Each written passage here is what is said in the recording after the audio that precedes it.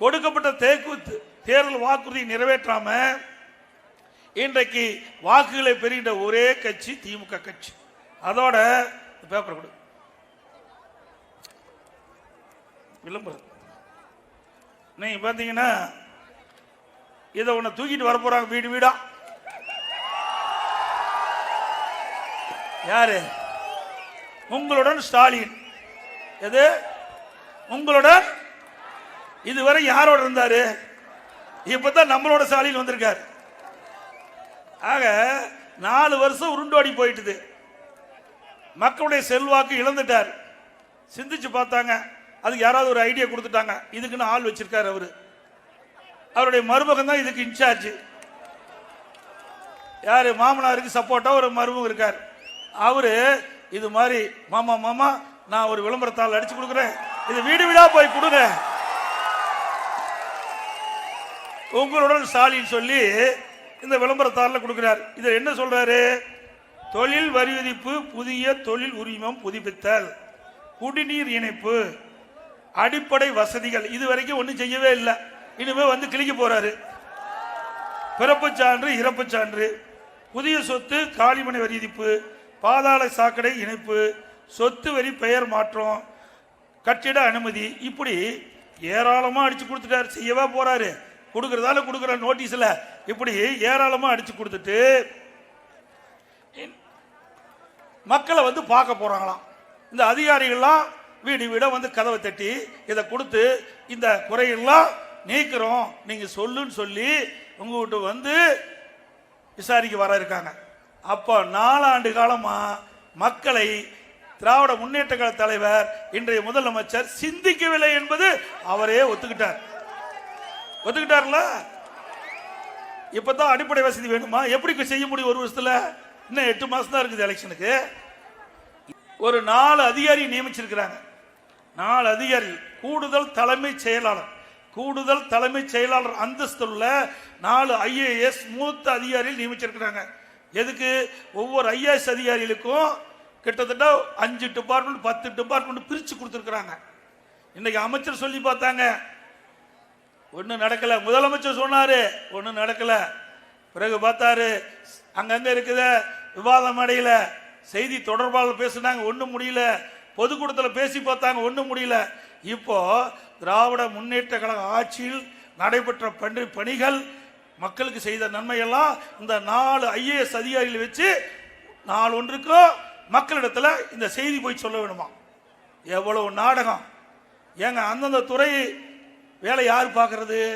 இப்ப 4 மூத்த IAS அதிகாரியில நீங்க இதுக்கு இந்த பணிக்கு அமர்த்திட்டா அவருடைய பணி யார் செய்வது? அது மட்டும் இல்ல, செய்தி மக்கள் தொடர்பு துறைன்னு ஒரு துறை இருக்குது. அந்த துறையின் வழியாக தான் அரசுடைய செய்திகள் வெளியில் வரும். அப்ப அந்த துறை என்னாச்சு? இந்த துறை என்னாச்சு? கிடப்புல போட்டான். அதுல இருக்கிற மந்திரி என்னாச்சு? தெரியல. அதுல இருக்கிற துறை செயலாளர் என்னாச்சு? ஒன்னும் தெரியல. இந்த நாட்டு மக்களை ஏமாற்றுவதற்காக இன்றைக்கு காலையில இந்த அறிவிப்பு அறிவிச்சிருக்கிறாங்க. 4 மூத்த IAS அதிகாரிகள் நியமிக்கப்பட்டு திராவிட முன்னேற்ற கழக ஆட்சியில் நடைபெற்ற பணிகள் செய்த நன்மையும் மக்களுக்கு எடுத்து போய் சொல்ல வேணுமா? எப்படி போய் பேசுறாங்க? இந்த 4 IAS கூடுதல் அதிகாரிகள் நாங்கள் கேட்டுக்கொள்கிறோம், உண்மை செய்தி சொல்ல வேண்டும், உண்மையான செய்தியை நாட்டு மக்களுக்கு சொல்ல வேண்டும். அப்படி ஏதாவது தவறான பொய்யான செய்தியை திரு ஸ்டாலினுடைய வேண்டுகோளுக்கு நீங்க தெரிவித்தால் அனைத்து இந்திய அண்ணா திராவிட முன்னேற்ற கழக ஆட்சி 2026 வரும். அதற்கு தகுந்த பதிலை இந்த IAS அதிகாரி சொல்ல வேணும். கேவலமா இல்ல? அதுக்கு டிபார்ட்மெண்ட்டுக்கு ஒரு அதிகாரி இருக்கிறாங்க. அதை விட்டுட்டு மூத்த 4 IAS அதிகாரி போட்டு இவர் நன்மை செய்த நாட்டு மக்களுக்கு விளக்க வேணுமா? முடிஞ்சு போச்சு கதை. அதனாலதான் இத்தனை பேருக்கு இவ்வளவு அவதாரம் எடுக்கிறாரு, என்னென்னமோ அவதாரம் எடுக்கிறாரு. எப்படியாவது உங்களுடன் ஸ்டாலின்ங்கிறாரு, 4 IAS அதிகாரி போடுறாரு. ஆக நாட்டு மக்களுடைய செல்வாக்கு இழந்த நிலையை இதன் மூலமாக ஸ்டாலினை தெளிவுபடுத்திட்டார். அது மட்டும் இல்ல, இன்றைய தினம் பார்த்தீங்கன்னா இந்த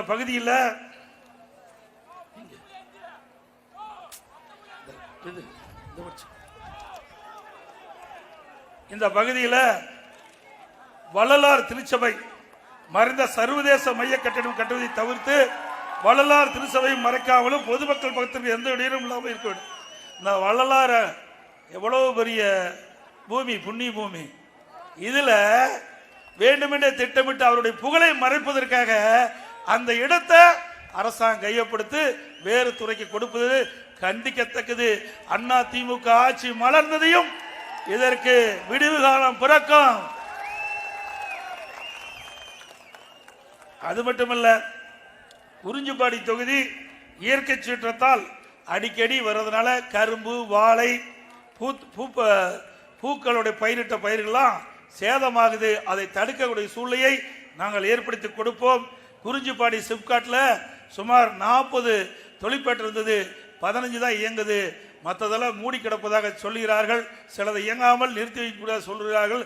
அதையெல்லாம் அதிமுக ஆட்சி வந்தவர்கள் இயக்கப்பட்டு வேலைவாய்ப்பை உருவாக்கி தரப்படும். அதே போல குறிஞ்சிப்பாடி தொகுதி மீனவர்கள் நிறைந்த பகுதி என்பதால இவர் வாழ்வாதார முன்னேற்ற வகையில் துறைமுக பணியை விரைந்து முடிக்க உரிய நடவடிக்கை அதிமுக அரசு எடுக்கும். அதோட இந்த பகுதியில் பார்த்தீங்கன்னா நெசவாளர்கள் அதிகமாக இருக்குது. நெசவாளர்கள் அதிகமாக இருக்கின்ற பகுதி இந்த பகுதியில். இந்த நெசவாளர்கள் இன்றைய தினம் அந்த தொழில் சரிந்து நலிவடைந்து இருக்கின்றது. அந்த தொழில் சிறக்க உரிய நடவடிக்கை அதிமுக அரசு எடுக்கும் என்பதை இந்த நேரத்தில் தெரிவிக்கின்றேன். அனைத்து இந்திய அண்ணா திராவிட முன்னேற்ற கழக அரசு இருக்கும்போது, நான் முதலமைச்சர் இருக்கும்போது வருட மானியம் 50 ரூபா இதற்கு ரிபேட் கொடுப்பாங்க. அப்ப அந்த கைத்தறி துணிகள் அதிகமாக நெய்யப்பட்டு தேங்கிய நிலையில் இருந்த பொழுது கைத்தறி நெசவாளர்கள் அதனுடைய தலைவர்களும் என்னை சந்தித்து கோரிக்கை வச்சாங்க. அந்த கோரிக்கையின் அடிப்படையில் அம்மாவுடைய அரசு அவருடைய மானியத்தை 300 கோடி ஒதுக்கி கொடுத்தது. நெசவாளுடைய பாதுகாப்புக்காக நெசவால் நெய்யப்பட்ட அந்த கைத்தறி துணிகள் விற்பனை செய்வதற்கு 300 கோடி மானியமாக கொடுக்கப்பட்ட அரசு அதிமுக அரசு. அவளுக்கு பசு வீடுகள் கட்டி கொடுத்த அரசு அதிமுக அரசு. அது மட்டுமல்ல, நெசவாளர்கள் கோரிக்கை வச்சாங்க. நான் சட்டமன்றத்திலையும் திமுக அரசினுடைய கவனத்திற்கு கொண்டு வந்தேன். நெசவாளர்கள் அதிமுக ஆட்சியில் இருக்கும்போது அந்த கூட்டுறவு நெசவாளர் சங்கத்தில் அந்த துணி நெய்கின்ற நெசவாளர்கள் அவ்வப்போது கூலி வழங்கப்படும். ஆனால் திமுக ஆட்சிக்கு வந்த பிறகு நெசவாளர் கூட்டுறவு சங்கத்தில் அதில் இருக்கிற பணிபுரிகின்ற நெசவாளர்கள் வங்கியில் போய் தான் அந்த பணத்தை எடுக்க முடியும். உடனே போய் கிடைக்காது. ஏன்னா அவர் கூலிக்கு நெசவு செய்கிறாங்க. உடனுக்குடன் பணம் கொடுத்தா தான் அவர் குடும்ப செலவுக்கு அந்த பணம் கிடைக்கும். ஆனால் அதுக்கு மாறாக வங்கியில போட்டு 10 நாள் 15 நாள் கழிச்சு தான் அவளுக்கு அந்த சம்பளம் கிடைக்கும். அந்த நிலையம் அதிமுக ஆட்சி வந்த பிறகு மாற்றி, ஏற்கனவே அதிமுக ஆட்சியில் அவளுக்கு தினந்தோறும் நெய்கின்ற ஏற்றவாறு கூலி வழங்கப்பட்டது. அது தொடர்ந்து வழங்கப்படும் என்ற செய்தி இந்த நேரத்தில் தெரிவிக்க விரும்புகின்றேன். அதே போல இங்க இருக்கின்ற வேளாண்மை துறை அமைச்சர் அதிமுக ஆட்சி இருக்கின்ற பொழுது இன்றைக்கு விவசாயிகளுக்கு நிறைய திட்டங்களை கொடுக்கின்ற போது டிராக்டர் மானியம் கொடுப்போம், ஸ்பேர் மானியம் கொடுப்போம். இப்படி இயந்திரங்கள் மானியமா கொடுத்தது அதிமுக ஆட்சியில். அதெல்லாமே ஆன்லைன்ல முறைப்படி ஆன்லைன்ல பதிவு செய்யணும். அந்த சீனியாரிட்டி படி அவர்கள் கொடுத்தோம். ஆனா இங்க இருக்கிற வேளாண்மை துறை அமைச்சர் பொறுப்பேற்றவுடன் ஆன்லைன்ல எடுத்துட்டு திமுக காரன் யாரா இருக்கா அவர்களாம் கொடுத்துட்டார். தகுதி இல்லாமலாம் கொடுத்துட்டார். ஒரு டிராக்டர் வாங்குறாந்தா 10 லட்சம் ரூபாய்னா பெண்கள் மேல வாங்கினா 5 லட்சம் ரூபாய் மானியம் அடிச்சுட்டாங்க, ஆட்டை போட்டாங்க. 2 லட்சத்து வாங்கி யார் டிராக்டர் வாங்கலாம் 2 லட்சத்து வாங்கிக்கிறது. அதே மாதிரி மற்றவர்கள் வாங்கினா அதுல 4 லட்சம் 10 லட்சம் ரூபாய் மானியம். டிராக்டர் விலைன்னா 4 லட்சம் மானியம். இப்படி சம்மதம் இல்லாத தகுதி இல்லாத விவசாயிகள்லாம் இப்படி டிராக்டர் கொடுத்துருக்கிறீங்க. இதெல்லாம் அதிமுக ஆட்சி வந்தா தோண்டி எடுத்து விசாரணை அமைக்கப்பட்டு இப்படி ஊழல் நடந்தா முறைகேடு நடந்தா தகுந்த நடவடிக்கை எடுக்கப்படும். அதோட பெருமாள் ஏரி, பிரம்மாண்டமான பெருமாள் ஏரியை நாங்க தான் தூர்வாரத்துக்கு டெண்டர் விட்டு அந்த பணியை துவக்கணும். திமுக ஆட்சிக்கு வந்தது, மண்ணெல்லாம் அள்ளி வித்து விட்டாங்க, மண்ணெல்லாம் அள்ளி வித்துட்டாங்க. அதைத்தான் ஒழுங்கா செஞ்சாங்கன்னா அதுவும் இல்லை. அப்படியே பில்ல போட்டு அந்த பெருமாள் ஏரியில் இருக்கிற முழு ஏரியினுடைய தூர் வாராம ஒரு பகுதியை மட்டும் தூர் வாரிட்டு எல்லா பணத்தையும் ஆட்டை போட்டதா தகவல். அப்படி உண்மையா இருந்தா முறைகேடு இருந்தா அதிமுக ஆட்சியில் விசாரிக்கப்படும். முழுமையா பெருமாள் ஏரி முழுமையாக தூர் வராமல் இருப்பதாக காலையிலே நடந்த விவசாயிகள் சங்க கூட்டத்தில் விவசாய பிரதிநிதிகள் என்னிடத்தில் தெரிவித்தார்கள். அதிமுக ஆட்சி வந்த பிறகு அதில் தூர் வராத பகுதியை மீண்டும் தூர்வாரி அதிக நீர் பிடிக்கக்கூடிய அளவுக்கு செய்வோம் என்பதையும் இந்த நேரத்தில் தெரிவிக்க விரும்புகிறேன்.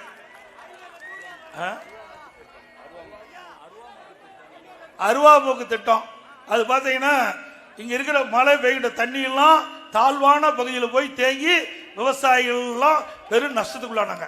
அவள் பயிரிட்டு இருந்தா நானே வந்து ஒரு தடவை மழை காலத்தில் வந்து பார்த்தேன். அப்படியே பயிர் முழுகி தண்ணியில் மிதந்துகிட்டு இருந்தது. விவசாயிகள் வைத்த கோரிக்கையை நிறைவேற்றுகின்றதால் அருவாமுக்கு திட்டத்தை கொண்டு வந்து கால்வாயை அகலப்படுத்தி அதை கரையெல்லாம் பலப்படுத்தி அந்த மழை காலத்தில் பெய்கின்ற நீர் முழுவதும் வடிகின்ற ஒரு சூழ்நிலையை உருவாக்கி தந்த அரசாங்கம் அதிமுக அரசாங்கம். அந்த திட்டத்தை நாங்கள் தான் நிறைவேற்றி கொடுத்தோம். அதோட முந்திரி கொட்டை இருக்குது, முந்திரி கொட்டை அதை வந்து கையால் தான் நம்முடைய சகோதரிகள் உடைக்கிறாங்க. அதுக்கு 600 முந்திரி கொட்டையை உடைச்சா 25 ரூபா சம்பளம் கிடைப்பதாக எனக்கு தகவல் கிடைச்சது. அது உடைக்கின்ற போது அதனுடைய கை முட்டி தேய்மானம் ஆகுது. இதனுடைய கவனத்துக்கு கொண்டு வந்தாங்க. அதிமுக ஆட்சி மலர்ந்தவுடன் இந்த முந்திரி கொட்டை உடைப்பதற்காக ஒரு சிறிய மின்சாரத்தால் இயக்கக்கூடிய இயந்திரம் அந்த மானிய விலையில் அந்த மக்களுக்கு வழங்கப்படும். அதோட இந்த பகுதியில் முந்திரி பலா ரெண்டுமே பிரதான தொழிலாக இருக்குது. இதெல்லாம் சீசன் நேரத்தில் இந்த பலா மார்ச்சிலிருந்து பலாப்பழம், அதாவது பலாப்பழம் மார்ச்சிலிருந்து மே மாதம் வரைக்கும் அதிக விளைச்சல் இருக்குது. ஜூன் வரைக்கும் அதிக விளைச்சல் இருக்குது. இப்படி விளைச்சல் அதிகமாக இருக்கும்போது விவசாயிகள் பெரிய நஷ்டத்துக்குள்ளாகிறாங்க. அதை அந்த பலாப்பழத்தை பதப்படுத்தி அவர்களுக்கு தேவையான உதவிகளை செய்ய வேண்டும் என்று கோரிக்கை வச்சிருக்காங்க. அந்த கோரிக்கையும் அதிமுக அரசு வந்து நிறைவேற்றப்படும். அதோட மீனவர்கள் இந்த பகுதி நிறைந்த பகுதி, மீன்பிடி தடை காலத்தில் அவர் வழங்கப்படுகின்ற அந்த நிதி உயர்த்த வேண்டும் சொல்லியிருக்கிறாங்க. அந்த நிதியும் அதிமுக ஆட்சியில் உயர்த்தப்படும். அதோட மீன்பிடி துறைமுகம் வேகமா துரிதமா அங்க இருக்கிற துறைமுகம் ஒன்று வேலையாகிட்டு இருக்குது. அதனால அந்த மீனவர்கள் பாதிக்கப்படுவதாக சொல்லியிருக்கிறாங்க. அந்த துறைமுக பணி வேகப்படுத்தும் சொல்லியிருக்கிறாங்க. அதையும் வேகப்படுத்தி கொடுக்கப்படும் என்ற நேரத்தில் தெரிவித்து, அதோட என்எல்சி நிறுவனம் இன்னைக்கு அதிமுக ஆட்சியில் தனியாருக்கு விற்க முற்பட்டாங்க. அப்ப மத்தியில் காங்கிரஸ் திமுக ஆட்சி இருந்தது. மாண்புமிகு அம்மா தமிழகத்தில் முதலமைச்சர் இருந்தாங்க. ஆக அது தனியாருக்கு என்எல்சி நிறுவனத்தை விற்பனை செய்கின்ற அந்த முயற்சியை முறியடித்து அவள் விற்ற பங்கு 5% அதிமுக அரசாங்கமே அதை விலைக்கு வாங்கி தொழிலாளர் நலன் காக்கப்பட்ட அரசு அதிமுக அரசாங்கம்.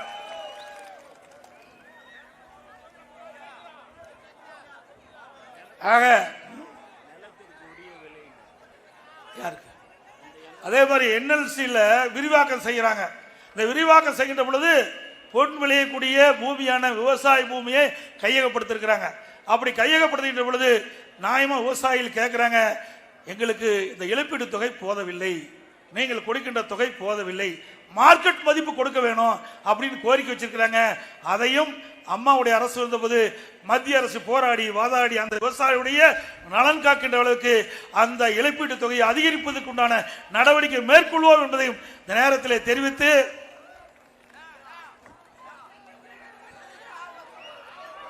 அனைத்து இந்திய அண்ணா திராவிட முன்னேற்ற கழக அரசு உங்களுடைய மகத்தான ஆதரவின் பேரிலே 2026 மலர வேண்டும்.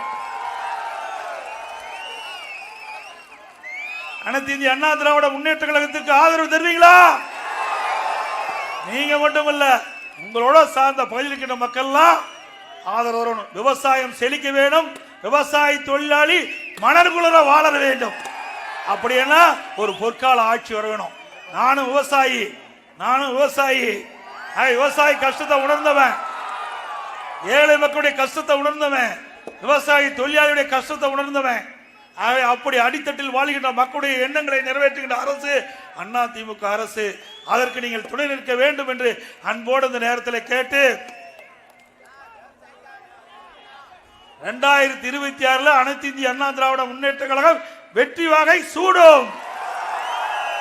திமுக கோட்டை விட்டு ஓடும். 2026 சட்டமன்ற தேர்தலிலே அனைத்து இந்திய அண்ணா திராவிட முன்னேற்ற கழக வேட்பாளர் இரட்டலை சின்னத்திலே வாக்களித்து அவர் வெற்றி பெற செய்யுங்கள். அதே நேரத்தில் கூட்டணி கட்சிக்கு ஏதாவது ஒரு வேளை ஒதுக்கப்பட்டால் அவள் யார் வேட்பாளர் நிற்கிறாங்களோ அந்த வேட்பாளர் எந்த கட்சி சேர்ந்தவரோ அந்த கட்சி சின்னத்துக்கு வாக்களிக்க வேண்டும் என்று அன்போடு இந்த நேரத்தில் கேட்டு மக்களை